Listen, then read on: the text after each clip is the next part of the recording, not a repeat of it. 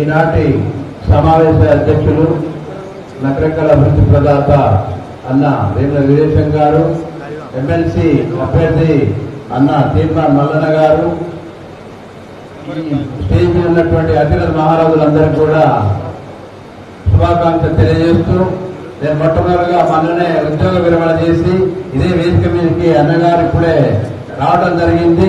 ఇప్పుడే నా ఉద్యోగం తర్వాత మాట్లాడేటువంటి మొదటి ప్రసంగం. గతంలో కూడా జరిగినటువంటి ఎన్నికలలో, గ్రాడ్యుయేట్ ఎన్నికలలో అప్పుడు అన్నగారు మేమంతా ఒకే లైన్ లో ఉండేటువంటి వాళ్ళం. గత ప్రభుత్వం చేసినటువంటి వాగ్దానాలన్నీ కూడా మర్చిపోవడం వల్లనే మార్పు కోరుకున్నటువంటి యొక్క కాంగ్రెస్ మనం మార్పుని చూసాం. అదే మార్పు ఇప్పుడు కూడా మన ఎమ్మెల్సీ ఎన్నికలలో కూడా మనం చూపించాలి. దానికోసం ప్రతి ఒక్కరు కూడా పనిచేయాలి. తీర్మాన్ మల్లన్న గారు ఇండిపెండెంట్ గా చేసినా కూడా వన్ మ్యాన్ ఆర్మీగా, ఒక వన్ మ్యాన్ సోల్జర్ గా తాను చేసినటువంటి యొక్క పనులు సమాజంలో పెన్ పవర్ తోటి జనాన్ని, వాయిస్ తోటి జనాన్ని, తర్వాత ఈ మొత్తం ఉన్నటువంటి media, print media, electronic media తోటి జనాన్ని మొత్తం కలిగించి ఈ బలహీన వర్గాల వాళ్ళ తరఫున ఉండేటువంటి ఒక మహానాయకుడు.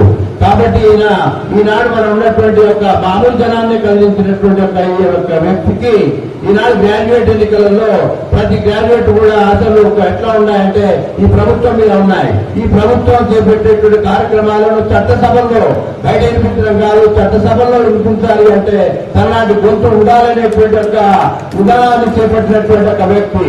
Voice of the people, voice of the God. ప్రజావాక్యమే దైవవాక్యము.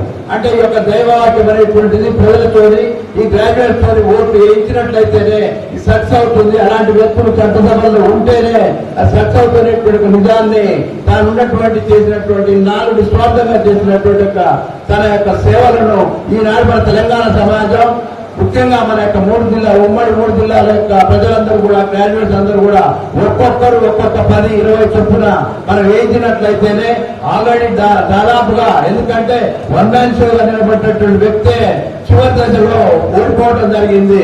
అప్పుడు దాంట్లో కూడా కొన్ని కుట్రలు జరిగినాయి. థర్డ్ పర్సన్ ఎంట్రీ చేపించి అది ఓడగొట్టించడం జరిగింది ఆనాడున్నటువంటి పరిస్థితి. అది మన అందరికీ తెలుసు. కానీ ఈనాడు ఒక జాతీయ పార్టీ నుండి పోటీ చేస్తున్నటువంటి వ్యక్తిగానే అంత సమాయించాడు. ఈనాడు జాతీయ పార్టీ నుండి పోటీ చేసేటువంటి ఒక వ్యక్తి అసలు గెలిపే కాదు, అసలు ఎన్ని ఓట్లతో మెజార్టీతో గెలవాలి అన్నదే మనం చూడవలసిన రిజల్ట్. కాబట్టి బంపర్ మెజార్టీ గెలిచి చట్టసభలో అత్యధిక మెజార్టీతో గెలిచినటువంటి ఎమ్మెల్సీగా మనం చూడవలసినటువంటి అవసరం ఉన్నది. కాబట్టి ప్రతి ఒక్కరూ ఆ యొక్క వ్యక్తి తాను గ్రాడ్యుయేట్ కాకుండా పక్క గ్రాడ్యుయేట్ తోటి తీర్మానం అంటే తెలియని వ్యక్తి లేదు. ఆయనకు విరాజమానులు ఉన్నారు.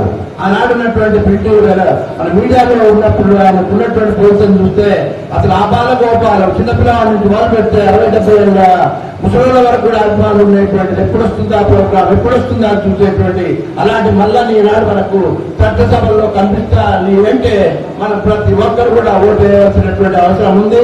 కాబట్టి దీన్ని దృష్టిలో పెట్టుకొని ప్రతి ఒక్కరు కూడా ఓటు వేసి అత్యధిక మెజార్టీతో గెలిపించాలని కోరుతూ ఈ యొక్క వేదికపై నాకు అవకాశం ఇచ్చినటువంటి అన్నకు కృతజ్ఞతలు తెలుస్తున్నాను. Thank you. జై కాంగ్రెస్. అన్నగారికి ధన్యవాదాలు. ఉపన్యాసాలు తగ్గిద్దాము, ఒక్కొక్క నిమిషం మాట్లాడాలి. ఊసే గారు నారగడపల్లి మండల పార్టీ అధ్యక్షులు, 1 నిమిషం.